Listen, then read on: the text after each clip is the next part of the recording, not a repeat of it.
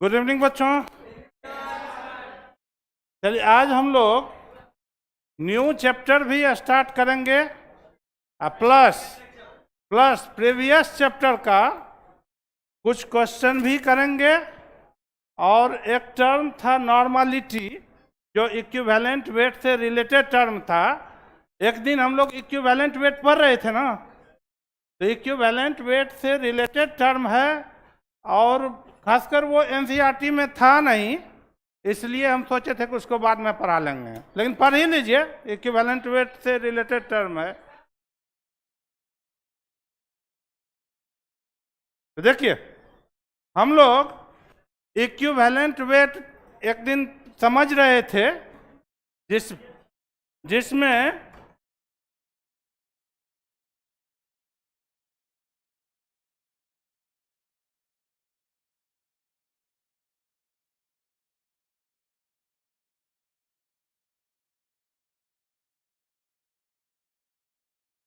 देखो, इसमें हम लोग समझे थे। देखो, ये आप पढ़ चुके हैं एक दिन, आपको लास्ट क्लास से पहले, यानी सेकंड लास्ट क्लास हम लोग पढ़े थे equivalent weight of hydrogen.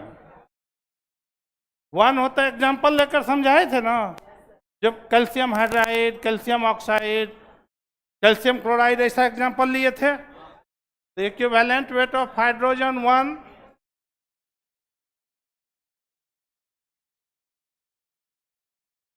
Equivalent weight of oxygen 8, equivalent weight of chlorine 35.5। आपको बोले थे इन तीनों का इक्विवेलेंट वेट हम लोग को याद रखना है, लर्न रहना चाहिए। तो हाइड्रोजन का 1, ऑक्सीजन का 8, क्लोरीन का 35.5। इसका मतलब ये हुआ इन तीनों को रेफरेंस लेंगे। रेफरेंस क्यों लेंगे ये हम लोग डिस्कस कर चुके हैं पीछे। अब देखो, यहां पर ऐसे डिफाइन करेंगे। लड़का क्यों कब कर रहे हो?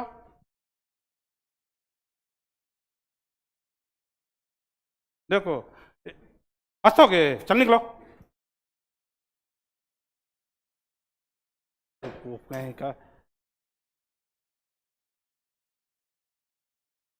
देखो, हम लोग पढ़े थे किसी भी एलिमेंट का जितना, इन तीनों को रेफरेंस लेंगे। जैसे रेफरेंस मतलब इसके रिस्पेक्ट में दूसरे का फाइंड करेंगे। तो किसी भी एलिमेंट का जितना ग्राम हाइड्रोजन के 1 ग्राम के साथ कंबाइन करेगा, या फिर ऑक्सीजन के 8 ग्राम के साथ कंबाइन करेगा, या फिर क्लोरीन के 35 पॉइंट, क्या हुआ,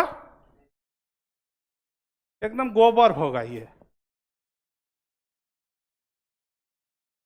किसी भी एलिमेंट का जितना ग्राम हाइड्रोजन के 1 ग्राम के साथ कंबाइन करेगा, या ऑक्सीजन के 8 ग्राम के साथ कंबाइन करेगा, या क्लोरीन के 35.5 ग्राम के साथ कंबाइन करेगा, या उससे रिएक्शन करके डिस्प्लेस हो जाएगा, वह वेट उस एलिमेंट का इक्विवेलेंट वेट कहलाएगा। जैसे ऐसे समझिए, मान लो किसी भी एलिमेंट को हाइड्रोजन से कंबाइन करवाए, तो उस एलिमेंट का जितना ग्राम हाइड्रोजन के 1 ग्राम से रिएक्शन कर जाएगा या कंबाइन कर जाएगा, वह वेट उस एलिमेंट का इक्विवेलेंट वेट होगा।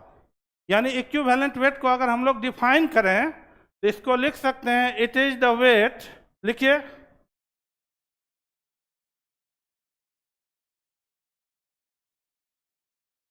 It is the wait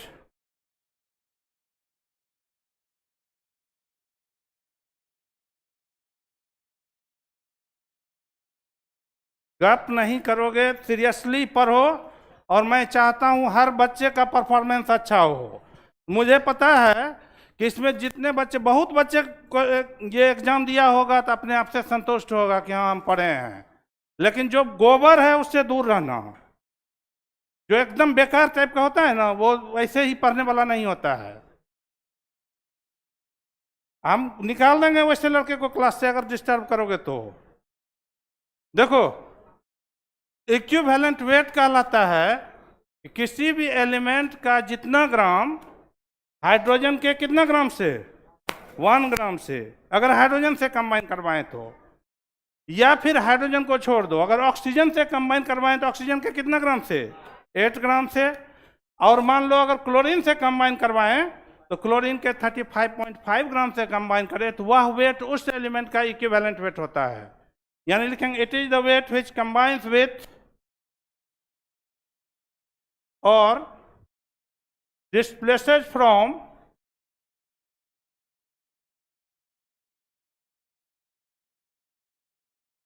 1 gram of hydrogen, 1 gram of hydrogen, या तो हाइड्रोजन के 1 ग्राम से कंबाइन करे या हाइड्रोजन के 1 ग्राम से कंबाइन रिएक्शन करने के बाद डिस्प्लेस हो जाए, और 8 ग्राम ऑफ ऑक्सीजन और 35.5 ग्राम ऑफ क्लोरीन। देखिए वो होता है इक्विवेलेंट वेट।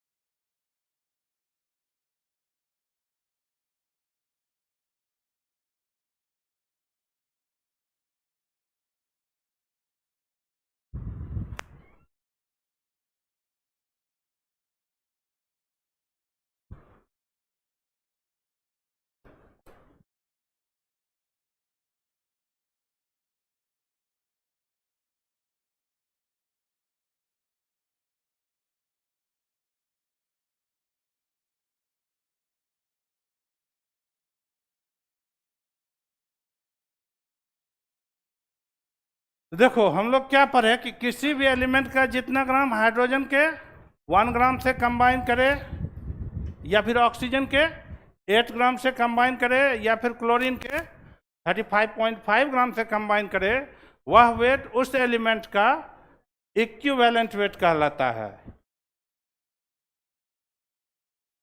अब देखिए अगर इसका एप्लीकेशन हम लोग समझें, जैसे कहेगा, समझिए, find equivalent weight of aluminium in Al2O3। देखो समझो, Al2O3 एल्युमिनियम ऑक्साइड में एल्युमिनियम का इक्विवेलेंट वेट पूछा जा रहा है। तो देखिए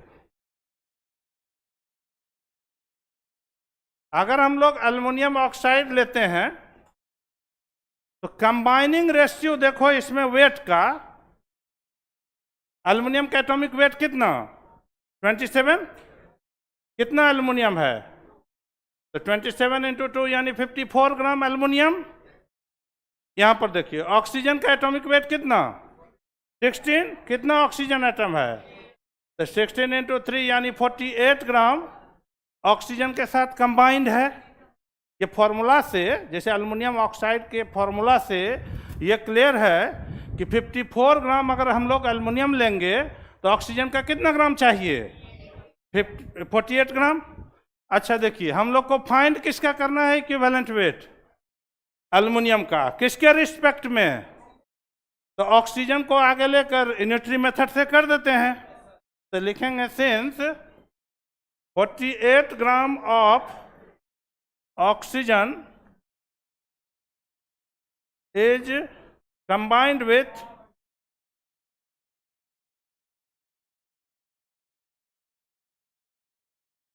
54 ग्राम ऑफ एल्युमिनियम, ये है ना, ऑक्सीजन के रिस्पेक्ट में एल्युमिनियम का फाइंड करना है, इसलिए ऑक्सीजन को आगे लिए एल्युमिनियम को फाइंड करना है। यहाँ कम देखो ना, यहाँ कॉम्बिनेशन रेशियो है ना, यहाँ ऑक्सीजन का 48 ग्राम है तो एल्युमिनियम का कितना ग्राम है। अब देखो ऑक्सीजन का इक्विवेलेंट वेट होता कितना है 8, अभी 3 का पढ़े थे ना, हाइड्रोजन का 1, ऑक्सीजन का 8 और क्लोरीन का, तो ऑक्सीजन का 8 होता है तो 8 ग्राम के लिए आप फाइंड कर लीजिए। तो क्या हो जाएगा ये, देखो 48 ग्राम 54 ग्राम से, तो 1 ग्राम हो जाएगा 54/48, और फिर 8 ग्राम हो जाएगा, यानी ये आ जाएगा 9 ग्राम ऑफ एल्युमिनियम आएगा। और अभी आप डिफिनेशन पढ़े थे कि किसी भी एलिमेंट का जितना ग्राम ऑक्सीजन के कितना ग्राम से कंबाइन करेगा तो इक्विवेलेंट वेट होगा 8 ग्राम से, डिफिनेशन था ना। तो ये 9 एल्युमिनियम का क्या हो गया, इक्विवेलेंट वेट, यानी हम लोग कह सकते हैं that is equivalent weight of aluminium in Al2O3 is equal to हो गया 9। एल्युमिनियम का इक्विवेलेंट वेट एल्युमिनियम ऑक्साइड में 9 होगा। अभी बताए थे ना पीछे, ऑक्सीजन का इक्विवेलेंट वेट कितना होता है, तो 8 ग्राम के लिए करेंगे। जैसे वो देगा क्वेश्चन में कि इससे रिएक्शन करके डिस्प्लेस हो गया, तो उस केस में भी हम सेम वे में ले लेंगे। हाँ, रिएक्शन दिया हुआ होगा। समझ में आया? देखो ये इक्विवेलेंट वेट जो टॉपिक है, बेसिकली जब 12th में इलेक्ट्रोकेमिस्ट्री पढ़िएगा, 11th में आयनिक इक्विलिब्रियम चैप्टर पढ़िएगा, वहां पर ये सब का यूज आ जाता है। क्या बोले? हाइड्रोजन इसमें नहीं है ना। एक दूसरा एग्जांपल ले लो कोई भी, जैसे कैल्शियम हाइड्राइड ले लो CaH2, उसमें हाइड्रोजन के रिस्पेक्ट में निकाल लीजिए। वो तो सिचुएशन पर डिपेंड करेगा। यहां पूछ रहा था एल्युमिनियम का, और कंपाउंड क्या था, Al2O3। तो एल्युमिनियम कंबाइंड किसके साथ है, ऑक्सीजन के साथ है।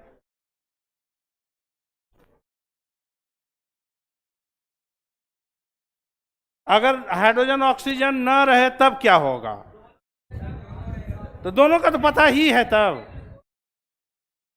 ग्लूकोज, जैसे हाइड्रोजन का 1 होता है, ऑक्सीजन का 8 होता है, तो उसके रिस्पेक्ट में निकालेंगे। कंपाउंड का अलग से बताएंगे। ये एलिमेंट का है ना। देखो Al क्या है, एलिमेंट है, सिंगल है, तो एलिमेंट के लिए ऐसे पढ़ रहे हैं। अगर कंपाउंड होगा तो उसके लिए फिर तरीका है, आगे बता रहे हैं। हाँ,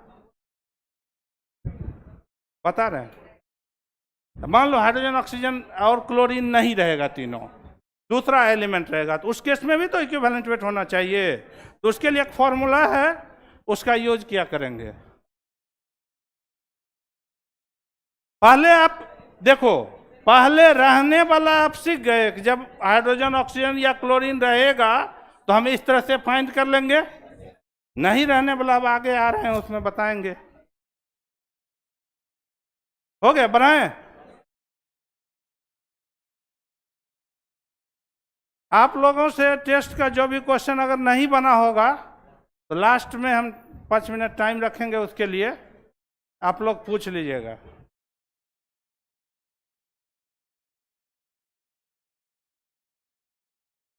हो गया, बनाए।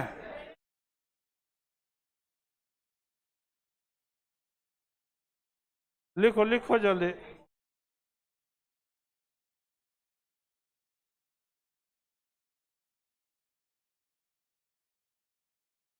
थोड़ा सा तुम लोग फास्टली लिखो, चूंकि लास्ट क्लास में हमको टाइम कम मिल पाता है।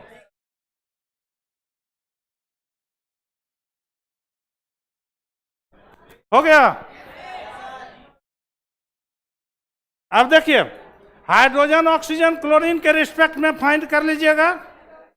अब मान लो एक तरीका और है कि अगर मान लो हाइड्रोजन ऑक्सीजन और क्लोरीन न रहे और तब हम लोग को फाइंड करना हो, तो उसके लिए एक रिलेशन होता है।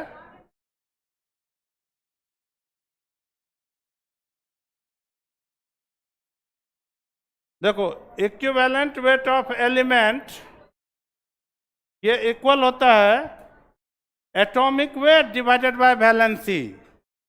जैसे एटॉमिक वेट तो पता रहेगा,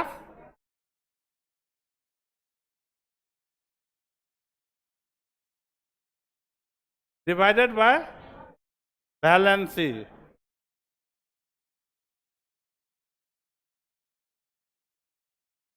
गप नहीं करना है। देखो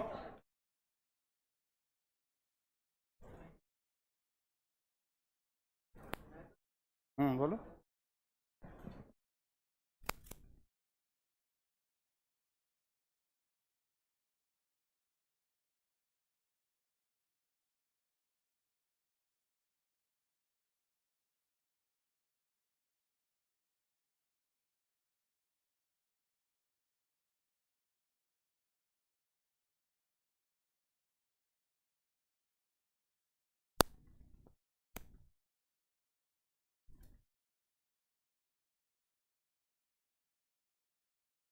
एलिमेंट का इक्विवेलेंट वेट निकालने का ये रिलेशन है, atomic weight divided by valency.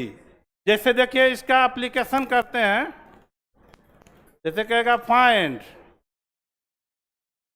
Equivalent weight of aluminium in aluminium sulphide है, ठीक है। एक ये क्वेश्चन लेते हैं, एक और ले लेते हैं, find equivalent weight of iron in FeCl2। देखो ये दो सिचुएशन है, इसमें अल्युमिनियम का इक्विवेलेंट वेट फाइंड करना है और उसमें आयरन का फाइंड करना है फॉर्मूला यूज करके। एक तो बेसिक तरीका आप सीखे ही, बेसिक तरीका किस केस में एप्लीकेबल है, हाइड्रोजन ऑक्सीजन और क्लोरीन रहेगा तो, और ये हर जगह एप्लीकेबल है। हाँ इसमें बेसिक लग जाएगा। हाँ क्या बोले, किसमें, उसमें, हाँ उसमें भी कर सकते हैं आप। ये सब फॉर्मूला सब जगह वैलिड है। आयरन का होता है एटॉमिक मास 56,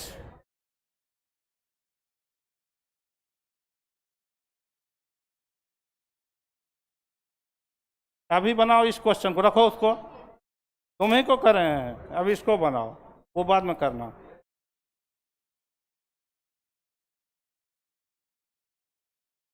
क्या हुआ, बनाओ बनाओ क्वेश्चन।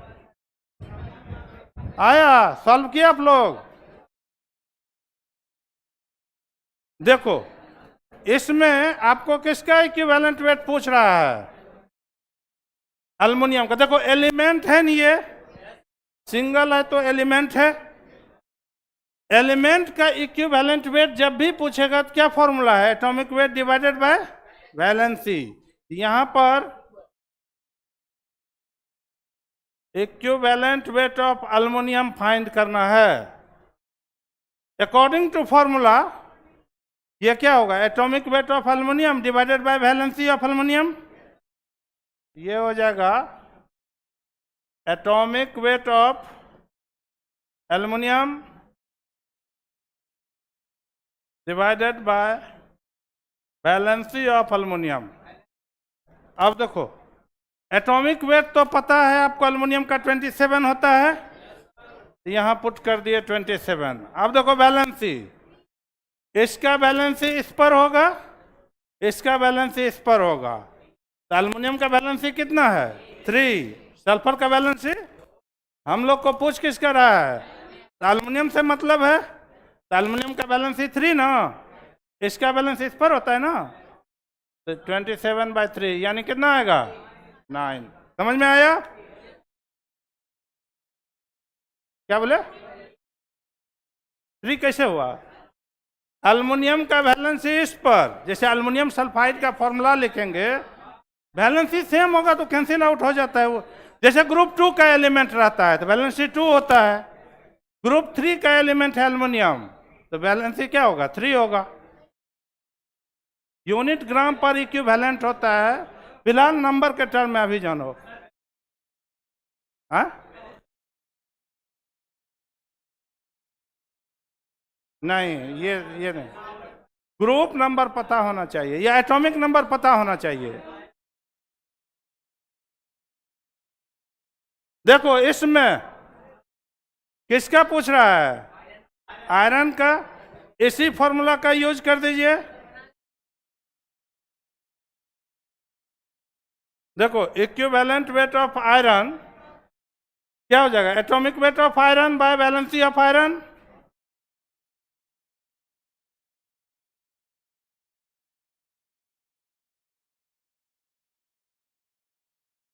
तो देखो आयरन का एटॉमिक वेट कितना होता है 56। अब वैलेंसी यहां पर देखो आयरन का वैलेंसी 2 है, यानी कितना हो गया 28। हाँ बोलिए।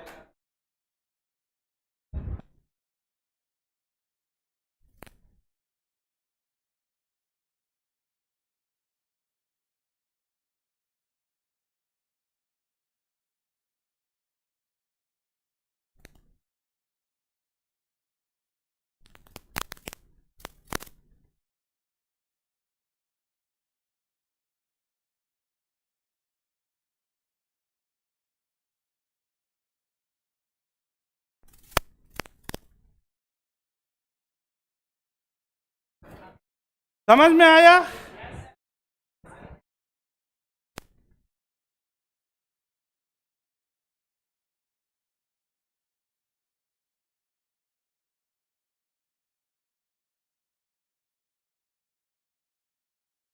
समझ में आया?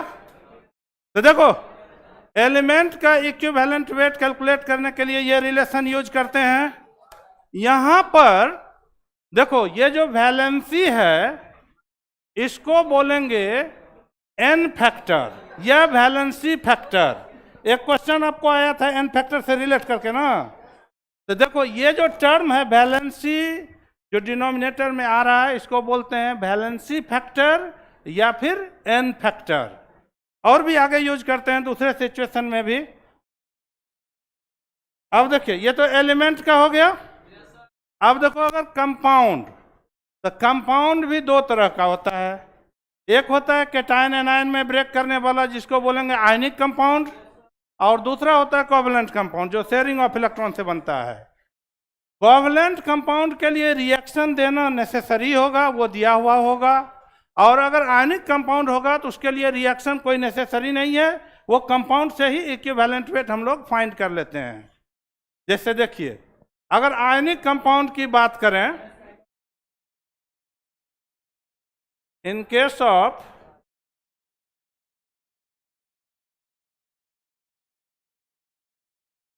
देखो in case of ionic compound, अगर हम लोग आयनिक कंपाउंड लेते हैं यानी जो कैटायन एनायन में ब्रेक करे, उस केस में इक्विवेलेंट वेट ऑफ कंपाउंड हो जाएगा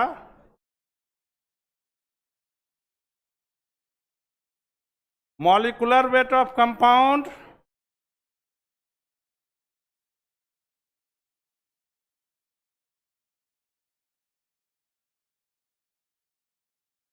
देखो इक्विवेलेंट वेट ऑफ कंपाउंड हो जाएगा molecular weight of compound divided by magnitude of charge on cation और एनायन। देखो ये रिलेशन होता है। जैसे देखो एलिमेंट के केस में हम लोग इक्विवेलेंट वेट पढ़े एटॉमिक वेट बाय वैलेंसी, और अगर कंपाउंड की बात करेंगे तो कंपाउंड के केस में मोलर मास मॉलिक्यूलर वेट हो जाएगा ना। तो इस केस में हो जाता है molecular weight divided by magnitude of charge on cation और एनायन। यहां पर एन फैक्टर बोलेगा क्या है, तो क्या बोलेंगे मैग्नीट्यूड ऑफ चार्ज। जैसे एलिमेंट के केस में एन फैक्टर क्या था valency, valency atomic weight by valency था ना, तो एन फैक्टर था वैलेंसी। यानी एन फैक्टर कहते हैं जो इक्विवेलेंट वेट और मोलर मास को डिस्टिंग्विश करे, यानी जो मोलर मास कितना टाइम्स इक्विवेलेंट मास का है, that is called n factor या वैलेंसी फैक्टर। तो जैसे इक्विवेलेंट वेट कंपाउंड का फाइंड करना है तो molar mass by n factor, तो एन फैक्टर कंपाउंड के केस में क्या हो जाएगा magnitude of charge on cation और एनायन। जैसे देखिए एग्जांपल से क्लियर हो जाएगा। देखो अगर है equivalent weight of Al2SO4 whole thrice, देखो ये कंपाउंड है। जैसे पिछले बार हम लोग एलिमेंट ले रहे थे, सिंगल ले रहे थे, इस केस में क्या ले रहे हैं, कंपाउंड। इसका इक्विवेलेंट वेट पूछ रहा है, तो रिलेशन क्या होता है कंपाउंड का इक्विवेलेंट वेट का, molecular weight divided by magnitude of charge. इसको समझिएगा, चार्ज कैसे लिखेंगे, तो ये हो जाएगा molecular weight of aluminium sulphate, charge देखिए, चार्ज का मैग्नीट्यूड। एल्युमिनियम, देखो एल्युमिनियम का एटॉमिक नंबर 13 होता है, 13 होता है ना। इलेक्ट्रॉनिक कॉन्फ़िगरेशन होगा 283। तो देखो ऑक्टेट कंप्लीट करने के लिए वो 3 इलेक्ट्रॉन लॉस करेगा, यानी उस पर चार्ज कितना होगा, +3 नहीं होगा। फिर से समझिए, एल्युमिनियम का एटॉमिक नंबर, एल्युमिनियम का एटॉमिक नंबर होता है 13। देखिए एल्युमिनियम का एटॉमिक नंबर 13 है, तो 283 ऐसे लिखना आप लोग 9th क्लास से ही जानते हैं। अब देखो कोई भी सब्सटेंस ऑक्टेट या डुप्लेट कंप्लीट करना चाहता है, जैसे हाइड्रोजन डुप्लेट बनाना चाहता है, अब बाकी एलिमेंट ऑक्टेट कंप्लीट करना चाहता है, तो यहाँ पर इसमें इसको ऑक्टेट कंप्लीट करने के लिए लास्ट में 8 होने के लिए क्या करना होगा, या तो 3 लॉस कर दे ये, या फिर 5 गेन करे। तो इजीली कौन क्या हो सकता है, लॉस करेगा। ऐसे भी मेटल लॉस ही करता है, तो इजीली ये 3 लॉस कर सकता है, तो 3 इलेक्ट्रॉन लॉस करेगा तो ऑक्टेट कंप्लीट हो जाएगा ना इसका। तो इसका चार्ज होगा +3। समझ में आया। या फिर देखिए दूसरा, ऐसे समझिए, इसका जो वैलेंसी फैक्टर 3 है, यानी इसका चार्ज हो जाएगा +3। इसका सल्फेट आयन पर चार्ज होता है -2, इसीलिए इसका वैलेंसी फैक्टर इस पर होगा। उल्टा होता है ना, इसका इस पर होता है, इसका इस पर होता है। तो एल्युमिनियम पर चार्ज कितना होता है, +3, और सल्फेट पर चार्ज कितना होता है, -2, SO4 2- आयन। अच्छा यहाँ पर देखिए नेट चार्ज अगर हम देखेंगे तो किसी का एक का लेना है, चार्ज ऑन कैटायन और एनायन। लेफ्ट साइड कैटायन हुआ, पॉजिटिव चार्ज को कैटायन बोलते हैं, राइट साइड एनायन है, निगेटिव चार्ज को एनायन बोलते हैं।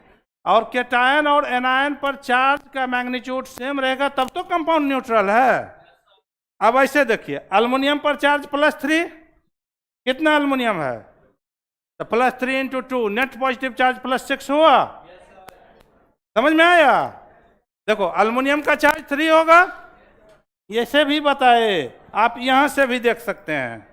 तो एल्युमिनियम का चार्ज 3 होगा ना, कितना एल्युमिनियम है, तो +3 × 2, चार्ज कितना हो गया, +6।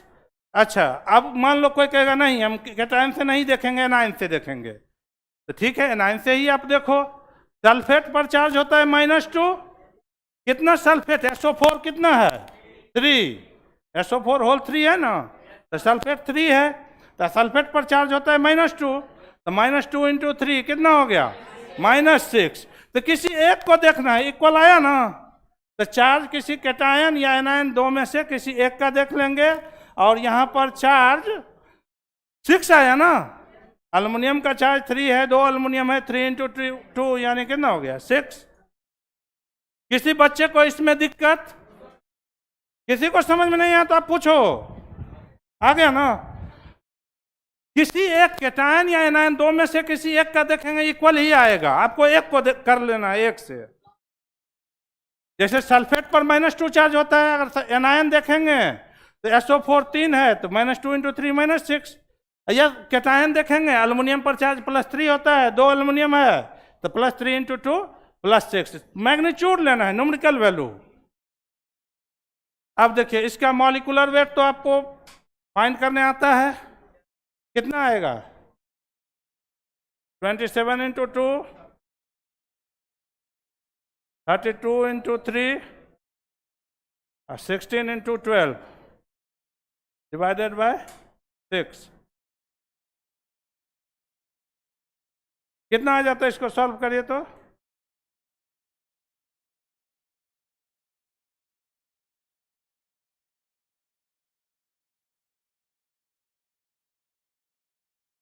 342 आता है क्या?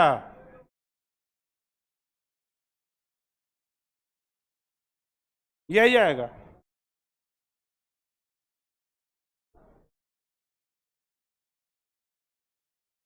और n फैक्टर 6 है। एलिमेंट के केस में n फैक्टर हो गया वैलेंसी, कंपाउंड के केस में n फैक्टर हो गया magnitude of charge.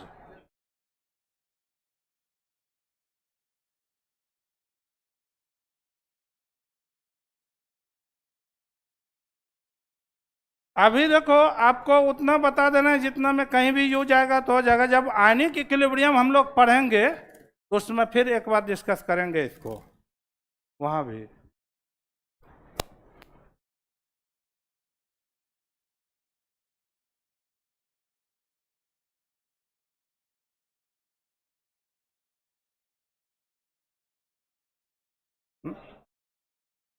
n factor magnitude of charge, हाँ, जो डिनोमिनेट मोलर मास बाय नीचे जो आएगा वो n फैक्टर है।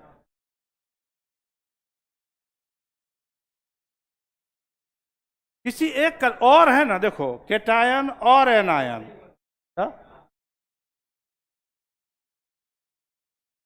हाँ, इसमें देखो वैलेंसी नहीं देखते हैं, इसमें क्या देखते हैं? चार्ज, केटायन का या एनायन का। इसमें वैलेंसी नहीं, चार्ज देखते हैं ना, चार्ज समझाए ना। अब देखो जैसे एलिमेंट का इक्विवेलेंट वेट पढ़े atomic weight by valency, compound का इक्विवेलेंट पढ़े molecular weight by magnitude of charge. अब एक टर्म है एसिड का इक्विवेलेंट वेट। तो देखो एसिड पता है, एसिड क्या होता है? जो हाइड्रोजन आयन डोनेट करे। देखो एसिड बेस को डिफाइन करने के लिए बहुत सारा थ्योरी है, जैसे Arrhenius theory, Bronsted Lowry theory, Lewis theory, बहुत सारा थ्योरी है। लेकिन मेन इंपॉर्टेंस जो देंगे हम लोग वो आर्हेनियस थ्योरी को ही दिया जाता है कि जो H+ डोनेट करे वो एसिड होता है, जो हाइड्रोजन आयन दे सके वो एसिड होता है।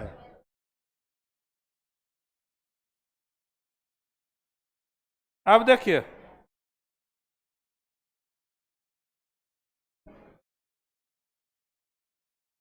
एसिड क्या हो गया? विच कैन डोनेट, हाँ, which can donate hydrogen ion.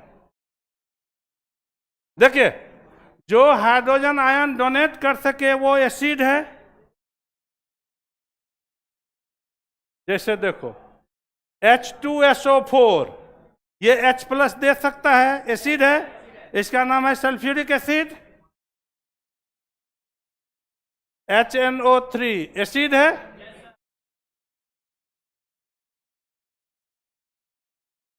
Acetic acid H+ ये भी डोनेट करता है, CH3COOH। तो इस तरह से जो H+ डोनेट करेगा उसको हम लोग क्या बोलेंगे? एसिड। अब देखो होता क्या है कि जब एसिड और बेस को रिएक्शन करवाते हैं, बेस कहते हैं जो OH- देता है, एसिड कहते हैं जो H+ देता है। नहीं, OH- नहीं देता है, वो स्ट्रक्चर बनाओगे तो H+ देता है। एसिटिक एसिड नाम ही है उसका। अब देखो ऐसे भी कार्बोक्सिलिक एसिड ऑर्गेनिक कंपाउंड में पढ़ते हैं ना आप, अल्केन, अल्कीन, अल्काइन, एक होता है कार्बोक्सिलिक एसिड। कार्बोक्सिलिक एसिड का फंक्शनल ग्रुप होता है COOH। ये सब तो फिर 11th में भी पढ़ना ही है, इसके लिए टेंशन नहीं लेना है ऑर्गेनिक में। अब देखिए जो H+ डोनेट करेगा वो एसिड होता है, और H+ डोनेट यहां करवाने का सेंस ले रहे हैं हम लोग कि एसिड को बेस से रिएक्शन करवाएंगे। तो देखो बेस OH- देता है, एसिड H+ देता है, और एसिड का H+ बेस के OH- से रिएक्शन करके वाटर मॉलिक्यूल का फॉर्मेशन करता है। तो एसिड का जितना हाइड्रोजन आयन निकले बेस को न्यूट्रलाइज करने के लिए, यानी OH को न्यूट्रलाइज करने के लिए, that will be basicity of acid. समझ में आया? बेसिसिटी वर्ड क्यों दिए? क्योंकि एसिड का H+ किसको न्यूट्रलाइज करेगा? OH। OH कहाँ से आएगा? बेस से, इसीलिए बोलते हैं बेसिसिटी। तो बेसिसिटी ऑफ एसिड बोलते हैं कि चूंकि एसिड का H+ बेस के OH- को न्यूट्रलाइज करेगा। तो एक टर्म यूज करते हैं बेसिसिटी। Basicity of acid. देखो, बेसिसिटी ऑफ एसिड होता है किसी भी एसिड से कितना H+ आयन डोनेट हो सके, यानी number of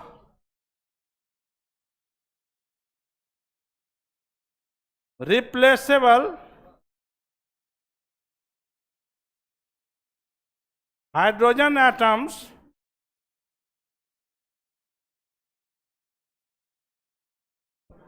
present in an acid, present in an acid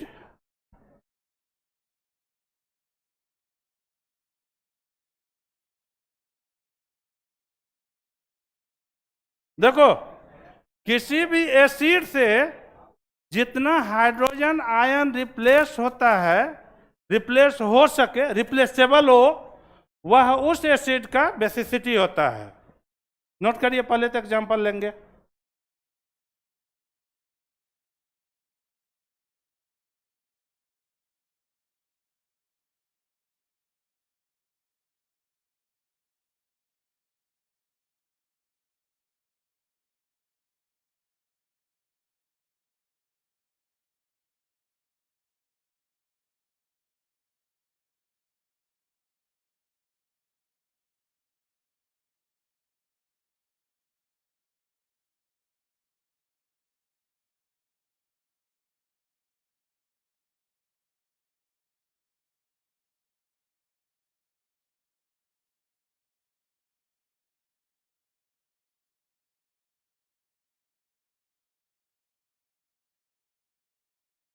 OH को, तो एसिड से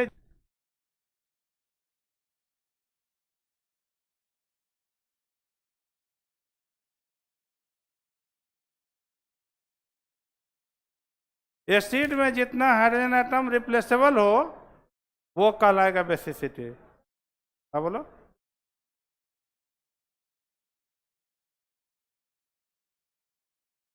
H+ पॉजिटिव चार्ज है, OH- नेगेटिव चार्ज है, न्यूट्रलाइज नहीं करेगा। एक दिन तो रिएक्शन भी बता रहे थे, मान लो HCl और NaOH को तुम रिएक्शन करवाओगे, तो HCl ब्रेक करेगा H+ Cl- में, NaOH ब्रेक करेगा Na+ OH- में, तो H+ OH- मिलकर बना देगा वाटर, और Na+ Cl- कंबाइन करके बना देगा NaCl। क्वेश्चन आता है कि नहीं? जब आप टेस्ट दिए होंगे तो आपको पता चल गया होगा जो पढ़ाए हैं वो आया है या नहीं। या फिर आप लोग मॉड्यूल का क्वेश्चन करवाए भी थे, और मॉड्यूल आप करते रहिए, और कोई भी डाउट हो आप पूछिए।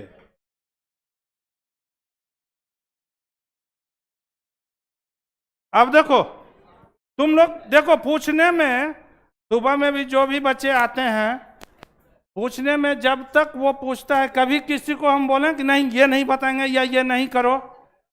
हर बच्चे को जितना पूछना रहता है उतना देर हम टाइम दे देते हैं, लेकिन आप अपना कॉन्सेप्ट क्लियर करो। अब देखो, मान लो एसिड का बेसिसिटी, तो हम लोग क्या पढ़े कि किसी भी एसिड में जितना रिप्लेसेबल हाइड्रोजन होगा वो उसका बेसिसिटी होगा। तो देखो, एसिड और बेसिसिटी, देखो अगर HCl है, हाइड्रोक्लोरिक एसिड, इसमें कितना रिप्लेसेबल हाइड्रोजन, इसका बेसिसिटी 1 हुआ। देखो HNO3 है, कितना रिप्लेसेबल हाइड्रोजन एटम, तो इसका बेसिसिटी 1 हुआ।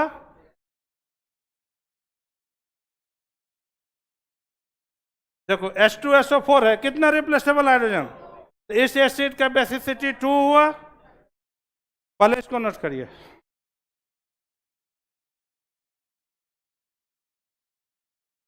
हाँ, जैसे H2SO4 कैसे टूटता है, 2H प्लस SO4 2 माइनस, तो 2H प्लस निकलता है ना इससे।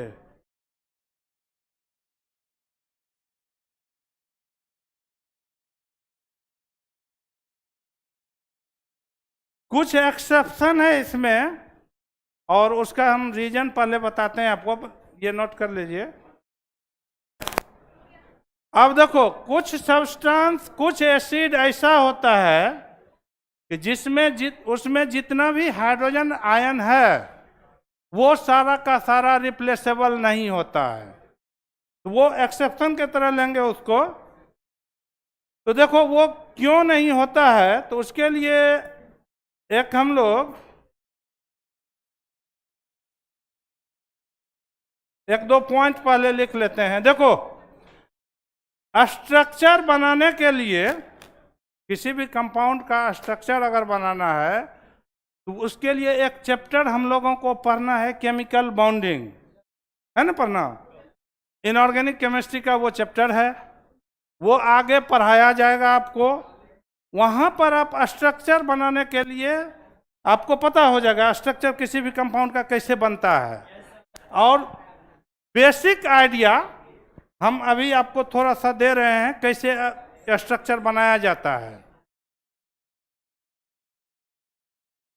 और देखो, जब स्ट्रक्चर हम लोग बनाएंगे किसी भी कंपाउंड का, तो जो हाइड्रोजन एटम सेंट्रल एटम से डायरेक्ट अटैच रहेगा, जैसे स्ट्रक्चर बनाएंगे तो पता तो चल ही जाएगा सेंट्रल एटम कौन है, यानी सेंटर में कौन है। तो जो हाइड्रोजन एटम सेंट्रल एटम से डायरेक्टली अटैच्ड होगा वो रिप्लेसेबल नहीं होता है। समझ में आया? तो इसको एक लाइन लिख लीजिए, हाइड्रोजन एटम्स, लिखिए hydrogen atoms directly attached with, देखो hydrogen atoms directly attached with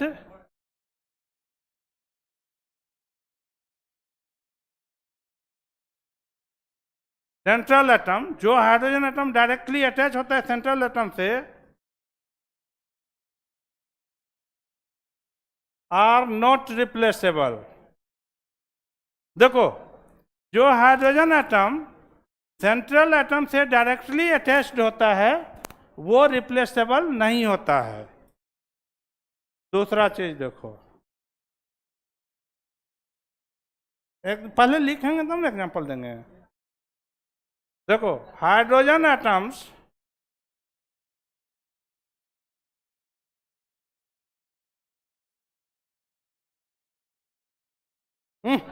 गप नहीं करो। देखो, जो हाइड्रोजन एटम सेंट्रल एटम से डायरेक्टली अटैच्ड होगा वो रिप्लेसेबल नहीं होगा। Hydrogen atoms directly attached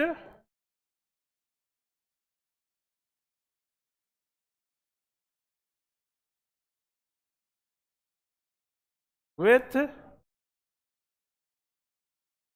carbon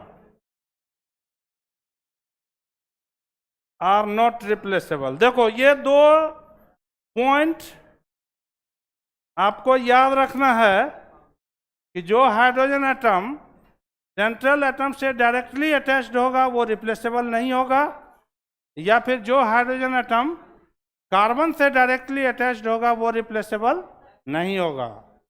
example से देखते हैं। देखो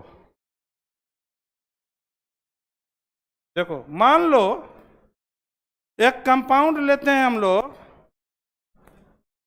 H2SO4। देखो, स्ट्रक्चर बनाने के लिए आप सीखिएगा केमिकल बॉन्डिंग में, लेकिन बेसिक आइडिया आपको हम यहीं दे रहे हैं।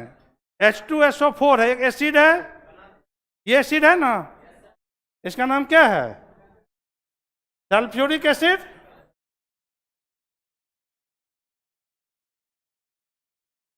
अब देखो, अगर हम लोग इसका स्ट्रक्चर बनाते हैं, गप नहीं करो, बार बार कर रहे हैं हम, उठा के पीछे भेज देंगे हम एक को। देखो, सल्फ्यूरिक एसिड है, इसका हम स्ट्रक्चर बनाना चाहते हैं। देखो, सेंट्रल एटम यहाँ कौन है? सल्फर। सेंट्रल एटम कौन है यहाँ? सल्फर। तो देखो, सल्फर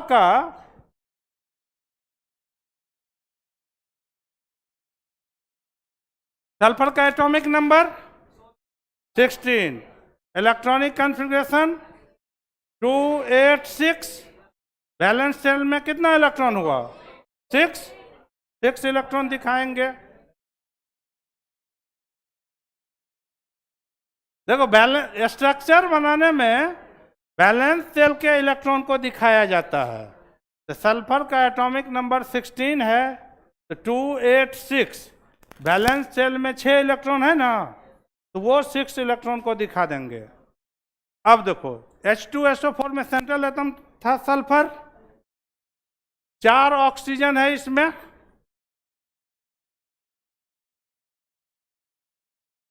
ऑक्सीजन का एटॉमिक नंबर कितना? एटॉमिक नंबर 16 होता है, एटॉमिक नंबर 8 होता है। इलेक्ट्रॉनिक कॉन्फ़िगरेशन 2, और बैलेंस शेल में कितना इलेक्ट्रॉन? तो बैलेंस शेल के इलेक्ट्रॉन को दिखाया जाता है, तो बैलेंस शेल के इलेक्ट्रॉन को दिखाइए। देखो, 6 हो गया, इसका भी दिखाइए।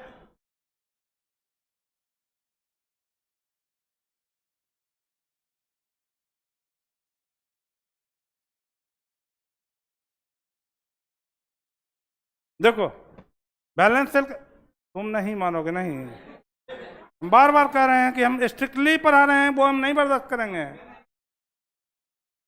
देखो, ऑक्सीजन का एटॉमिक नंबर 8 है, तो 2, 6, बैलेंस सेल में 6 इलेक्ट्रॉन दिखा दिए। अब देखो, हाइड्रोजन का एटॉमिक नंबर, बैलेंस सेल में 1 इलेक्ट्रॉन, तो हाइड्रोजन 2 है ना, H2SO4 में हाइड्रोजन 2 है, तो एक यहाँ हाइड्रोजन और एक यहाँ हाइड्रोजन। अब देखो, 2 हाइड्रोजन, 4 ऑक्सीजन और 1 सल्फर होता है ना H2SO4 में। अब देखो, हाइड्रोजन क्या चाहता है? डुप्लेट बनाना, 2 इलेक्ट्रॉन करना चाहता है, और बाकी कोई भी एटम क्या चाहता है? ऑक्टेट कंप्लीट करना। तो देखो, यहाँ पर हाइड्रोजन अगर इससे शेयर कर ले तो देखो 2 हो गया, इस हाइड्रोजन का भी देखो 2 हो गया। बाकी कोई भी एलिमेंट चाहता है ऑक्टेट कंप्लीट करना, तो जैसे देखो, ये ऑक्सीजन है, इसका एक इधर से कर लेगा, तो काउंट करो, 8 हो गया। इस ऑक्सीजन का भी देखिए,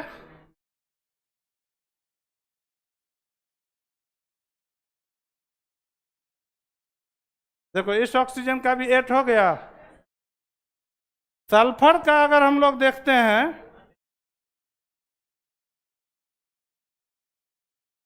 देखो, सल्फर का भी 8 हो गया। अब देखो, अगर कोई भी एटम, हाँ रुक जाओ, कोई भी एटम अगर 2 इलेक्ट्रॉन डोनेट करे तो वहां पर कोऑर्डिनेट बॉन्ड का फॉर्मेशन होता है। तो जैसे देखो, ये सल्फर एटम अगर दोनों इलेक्ट्रॉन इसको शेयर कर दे, इस ऑक्सीजन का ऑक्टेट कंप्लीट हो जाएगा। यहां भी दोनों ऑक्सीजन एटम इसको शेयर कर दे, तो इसका भी देखो ऑक्टेट कंप्लीट हो जाएगा। अब देखो, 2 इलेक्ट्रॉन के शेयर से एक सिंगल बॉन्ड का फॉर्मेशन होता है। तो देखिए, यहाँ H, एक इलेक्ट्रॉन इसका, एक इलेक्ट्रॉन इसका, एक बॉन्ड बना। उसके बाद क्या है? O, फिर एक इलेक्ट्रॉन इसका, एक इलेक्ट्रॉन इसका, एक बॉन्ड बना। फिर देखिए S, फिर एक इलेक्ट्रॉन इसका, एक इलेक्ट्रॉन इसका, एक बॉन्ड। फिर एक इलेक्ट्रॉन इसका, एक इलेक्ट्रॉन इसका, तो एक बॉन्ड। और दोनों इलेक्ट्रॉन अगर एक ही एटम का है तो क्या बताया आपको, डबल बॉन्ड भी दिखा सकते हैं, लेकिन कोऑर्डिनेट बॉन्ड ज्यादा अप्रोप्रिएट होता है। अगर दो इलेक्ट्रॉन एक ही एटम शेयर करे तो ऐसे एरो देकर दिखाते हैं, जिसको बोलते हैं कोऑर्डिनेट बॉन्ड। हाँ, डबल बॉन्ड भी दिखाया जा सकता है, लेकिन प्लस माइनस तब दिखा देते हैं, इसलिए वो सब बॉन्डिंग में पढ़िएगा, फिलहाल इतना जानिए। ये स्ट्रक्चर हो गया। स्ट्रक्चर फिलहाल अभी आपको दिया हुआ है, ऐसे समझिए।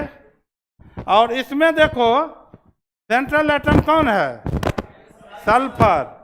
देखो तो सेंट्रल एटम से कोई भी हाइड्रोजन क्या डायरेक्ट अटैच है, नहीं है, तो दोनों का दोनों ही हाइड्रोजन रिप्लेसेबल होगा, यानी इसका बेसिसिटी क्या हो गया, 2।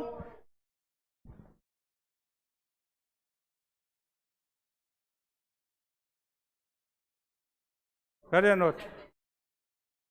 हाँ, देखो बेसिसिटी का डेफिनेशन है कितना हाइड्रोजन एटम रिप्लेसेबल हो, और हाइड्रोजन एटम रिप्लेसेबल के लिए अभी नोट लिख के पीछे लिखवाए हैं ना, कि जो हाइड्रोजन एटम सेंट्रल एटम से डायरेक्ट अटैच होगा वो रिप्लेसेबल नहीं होगा। तो सेंट्रल एटम यहाँ कौन है, सल्फर। सल्फर से क्या कोई भी हाइड्रोजन डायरेक्ट अटैच है, नहीं है ना, बीच में ऑक्सीजन है। अगर डायरेक्ट अटैच हो जाएगा सेंट्रल एटम से कोई भी हाइड्रोजन तो वो रिप्लेसेबल नहीं होगा।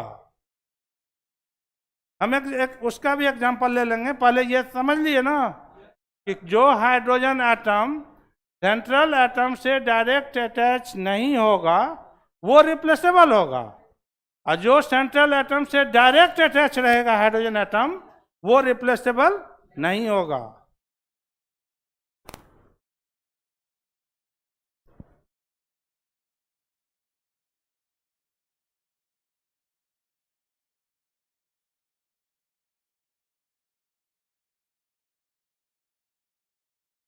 हम और एग्जांपल लेके समझाते हैं आपको। देखिए ये स्ट्रक्चर दिया हुआ है, फिलहाल आप यही समझिए। स्ट्रक्चर बनाने के लिए आप केमिकल बॉन्डिंग में बहुत सारा कंपाउंड लेकर बताया जाएगा, फिलहाल आप ऐसे समझिए स्ट्रक्चर दे दिया है। सेंट्रल एटम कौन है यहाँ, सल्फर। और अभी आपको नोट लिखवाए हैं, उसमें आप लिखे हैं कि जो हाइड्रोजन एटम सेंट्रल एटम से डायरेक्ट अटैच रहेगा वो रिप्लेसेबल नहीं होगा। तो देखो यहाँ सल्फर है सेंट्रल एटम, इससे कोई भी हाइड्रोजन डायरेक्ट अटैच है, नहीं है, बीच में ऑक्सीजन आ जा रहा है, तो दोनों का दोनों ही हाइड्रोजन क्या होगा, रिप्लेसेबल होगा। दूसरा एग्जांपल लें, देखिए अगर हम ले लेते हैं एक एग्जांपल, वैसा लो ना जो कि जिसमें लगे कि जैसे एक ले लेते हैं H3PO4,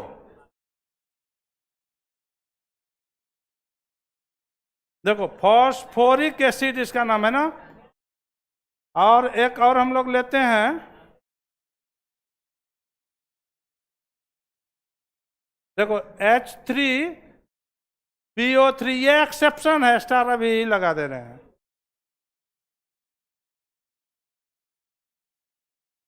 देखो ये है फॉस्फोरस एसिड। देखो स्ट्रक्चर दिया हुआ है,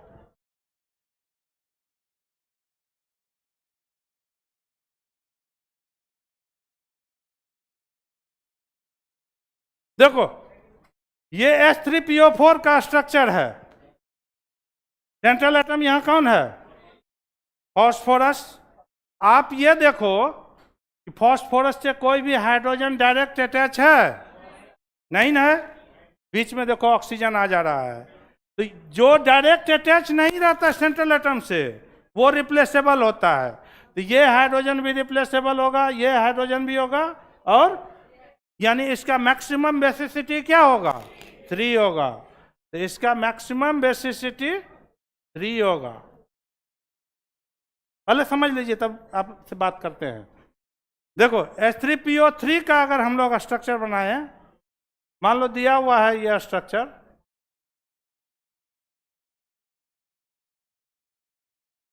देखिए ये H3PO3 का स्ट्रक्चर है, सेंट्रल ये दिया हुआ है, अभी ये नहीं सोचना है कि स्ट्रक्चर कैसे बनेगा, फिलहाल समझिए ये दिया हुआ है। यहाँ सेंट्रल एटम कौन है? फास्फोरस। आप ये देखो कि सेंट्रल एटम से कोई हाइड्रोजन डायरेक्ट अटैच है? हाँ है ये, तो ये रिप्लेसेबल नहीं होगा। तो रिप्लेसेबल इसमें कौन होगा? ये होगा और ये होगा, यानी इसका मैक्सिमम बेसिसिटी क्या हो सकता है, जबकि हाइड्रोजन है कितना? 3, इसलिए स्टार लगा दिया, एक्सेप्शन है। इसका बेसिसिटी 2 हो गया। हाँ बोलो।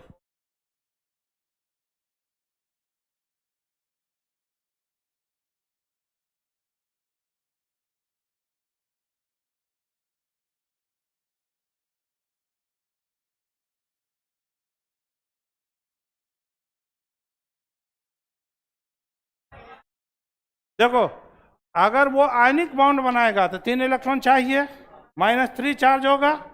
अगर वो कोवलेंट बॉन्ड बनाएगा तो 5 भी हो सकता है, वो तो ऑक्टेट शेयर करता है, वहां पर तो शेयर करता है ना।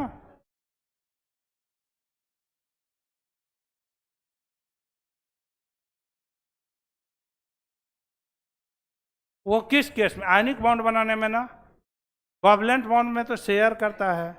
तुम बात कर रहे हो आयनिक बॉन्ड का, लॉस या गेन होगा तो आयनिक बॉन्ड हो जाएगा। और कोवलेंट बॉन्ड में क्या होता है? शेयरिंग ऑफ इलेक्ट्रॉन होता है। 8 इसमें भी होगा, देखो यहां भी 8 है या नहीं, देख लो।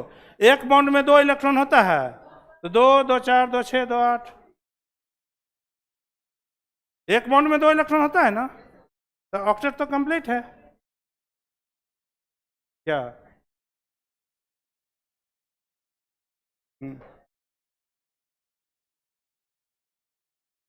कहाँ पे 4 लिए?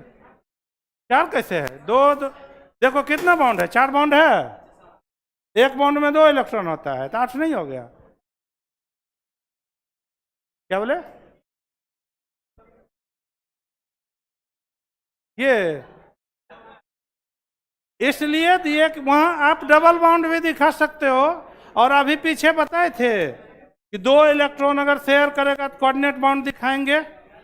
H2SO4 के एग्जांपल में देखो ना, वही 2 इलेक्ट्रॉन का शेयरिंग है, वो एक भी करता है, 2 भी करता है। अच्छा देखो, अगर हम लोग एसिटिक एसिड ले लेते हैं, देखो अगर हम लोग एसिटिक एसिड लेते हैं तो एसिटिक, देखो COOH जिसमें भी लगा हुआ है वो एसिड है, कार्बोक्सिलिक एसिड है ऑर्गेनिक कंपाउंड में, इसका नाम है एसिटिक एसिड। अब देखो इसका अगर हम स्ट्रक्चर देखते हैं,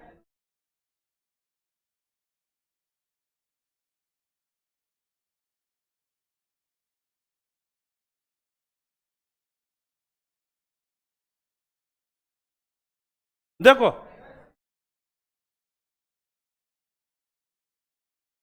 देखिए ये कंपाउंड है, एसिटिक एसिड का स्ट्रक्चर है। ये तीनों हाइड्रोजन देखो डायरेक्ट अटैच है कार्बन से, क्या ये रिप्लेसेबल होगा? नहीं होगा ना। नोट नंबर 2 देखो लिखवाए हैं कि जो हाइड्रोजन एटम कार्बन से डायरेक्ट अटैच होता है वो भी रिप्लेसेबल नहीं होता है। तो यहाँ पर ये तीनों हाइड्रोजन कार्बन से डायरेक्ट अटैच है, तो ये तीनों तो रिप्लेसेबल होगा नहीं। तो रिप्लेसेबल कौन होगा? सिर्फ ये वाला ना, जो हाइड्रोजन एटम कार्बन से डायरेक्ट अटैच होता है वो रिप्लेसेबल नहीं होता है। इसमें सिर्फ एक ही हाइड्रोजन रिप्लेसेबल होगा, यानी इसका बेसिसिटी होगा 1। समझ में आया?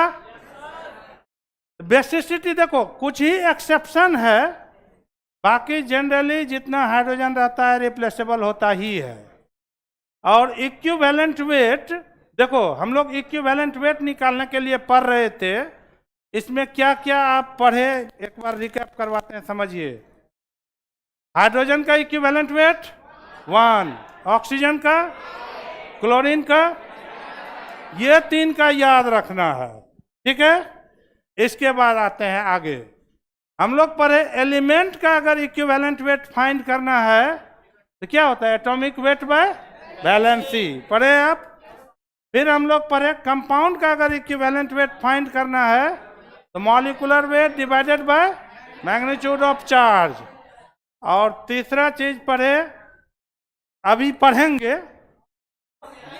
एसिड का। देखो एसिड का अगर इक्विवेलेंट वेट फाइंड करने के लिए कह दिया जाए, एसिड आप समझ रहे हैं जो H+ देगा, और अगर इक्विवेलेंट वेट एसिड का कैलकुलेट करना है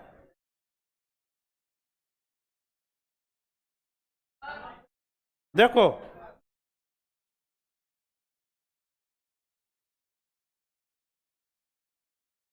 अभी है ना 5 मिनट, अगर आप प्रोफेशनल बनोगे तो हम भी प्रोफेशनल बनते हैं।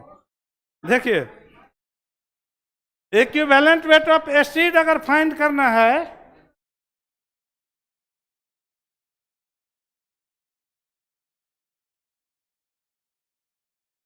ये क्या हो जाएगा, मॉलिक्यूलर वेट। फिर तुम गप कर रहे हो, अब हम पीछे भेजेंगे, हम कर रहे हैं बार बार। देखो इक्विवेलेंट वेट ऑफ एसिड होता है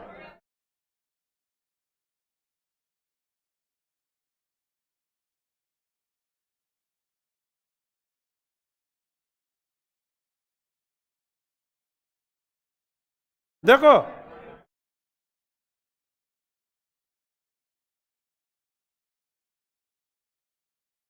इक्विवेलेंट वेट ऑफ एसिड होता है molecular weight of acid divided by basicity of acid. Note करिए,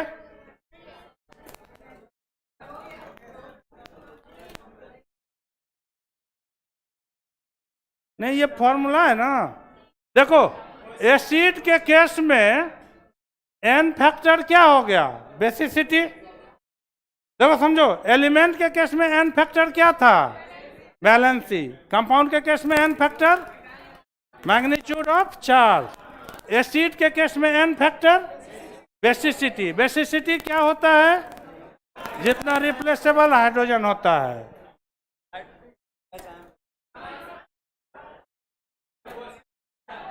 हाँ? एक एग्जांपल देखिए, देखो अगर कहेगा, देखो आपको अगर कहेगा इक्विवेलेंट वेट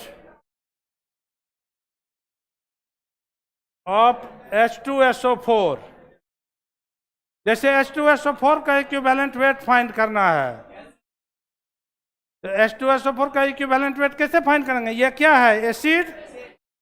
तो हम लोग क्या लिखेंगे, मॉलिक्यूलर वेट ऑफ एसिड, यानी molecular weight of H2SO4 divided by basicity. तो देखो मॉलिक्यूलर वेट तो 98, अब बेसिसिटी अभी पढ़े थे ना, इसका 2 होता है, तो 98/2 यानी इक्विवेलेंट वेट इसका कितना हो जाएगा, 49। तो एलिमेंट के लिए atomic weight by valency, compound का equivalent weight, molecular weight by, अरे बोलो बोलो, मैग्नीट्यूड ऑफ चार्ज। एसिड का मॉलिक्यूलर वेट बाय बेसिसिटी। सुनिए, बैठो भी, आप लोग इसको एक बार रिवाइज करके आइएगा। मुझे आज एटॉमिक स्ट्रक्चर स्टार्ट करना था बट नहीं हो पाया। नेक्स्ट डे हम एटॉमिक स्ट्रक्चर भी स्टार्ट कर लेंगे, पढ़ के आइए।